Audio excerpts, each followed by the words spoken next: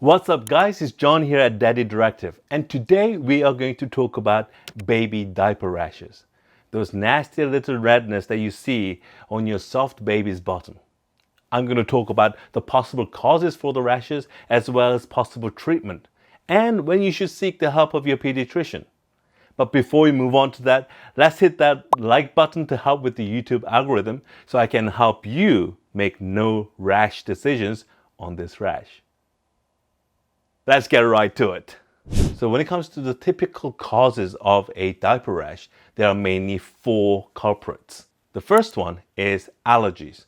A baby could be allergic to either the perfume or the dye within the diaper, as well as possibly the baby wash, the baby wipes that's being used on the baby as well. The second culprit is antibiotics. If for whatever reason your baby is on an antibiotic, the antibiotic would kill the harmful bacteria as well as the useful one, which should make it possible for the yeast to grow and cause an infection. Additional note here that if the mom is also taking an antibiotic for whatever reason and is breastfeeding the baby could show an allergic reaction to that antibiotics. The third culprit is infection. More specifically, an infection by a fungus called Candida albicans, more commonly known as yeast. This particular fungus exists naturally in our digestive tract.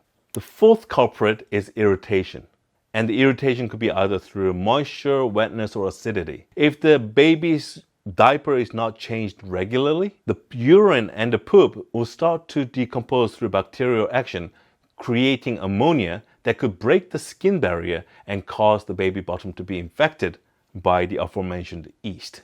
So what are the possible treatment options when it comes to diaper rashes? Tip number one, the most obvious, keep your baby's bottom clean and dry. A lot of the times, the rash is caused by the extended exposure to moisture on the skin. And by keeping it dry and clean, you're preventing that from happening initially. Tip number two, change the diapers regularly. This will help the baby's bottom be clean and dry, since a lot of the cases, the modern day diapers are very absorbent. So unless you're leaving diaper on for an extended period of time, most of the cases, you should be able to absorb a lot of the moisture. A quick note on this. If you happen to be using a cloth diaper, it's possible that you may need to switch to a disposable diaper temporarily, because the disposable diaper tends to have a better absorbent factor compared to a cloth diaper. And you can return back to the cloth diaper once the rash is improved or gone away. Tip number three, one of the most common reasons for a diaper rash is due to the allergies. So it could simply be that your baby is allergic to the type of diaper that you're using.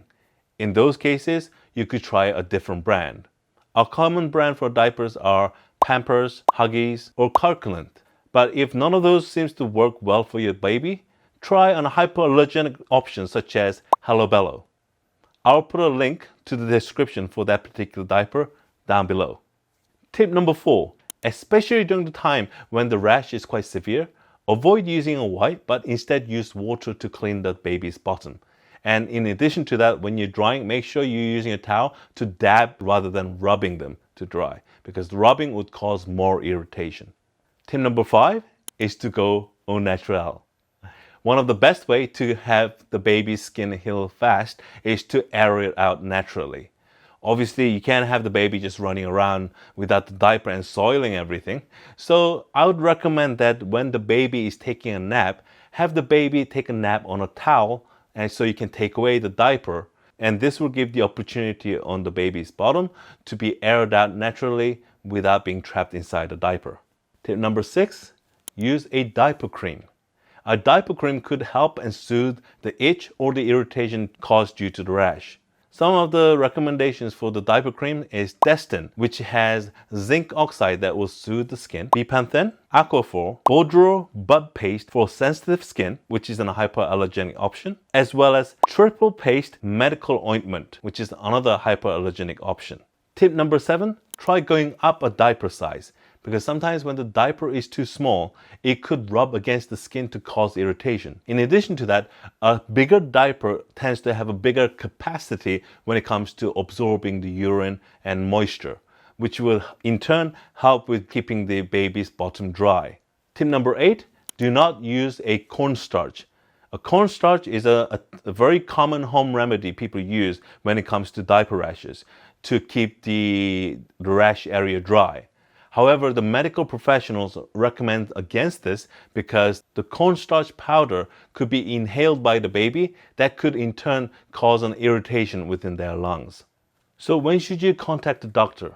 Well, contact the doctor if the rash doesn't improve after a few days. In addition to that, there's some visible signs that gives you indication that you should contact the doctor. If the rash area seems to be either bleeding or oozing or seems to be blistering, if the baby seems to be having a fever or vomiting, and lastly, if the baby seems to be experiencing a lot of pain when either urinating or having a bowel movement, that should show that you should contact the doctor. So when you contact the doctor, what do they typically prescribe when it comes to the treatment? The treatment creams are typically either hydrocortisone or topical antibiotic creams or antifungal creams. If the infection is bacterial nature, they may also prescribe an oral antibiotics. Even though you may have access to some of these hydrocortisone creams that is over the counter, you should never use it without consulting your doctor first. Guys, I hope that information was useful, and if you found any value, please hit that like button and subscribe for more information like this in the future. I post on Mondays and Thursdays with the hopes that I will help other parents and expecting parents out there. As always, thank you so much for watching and happy parenting.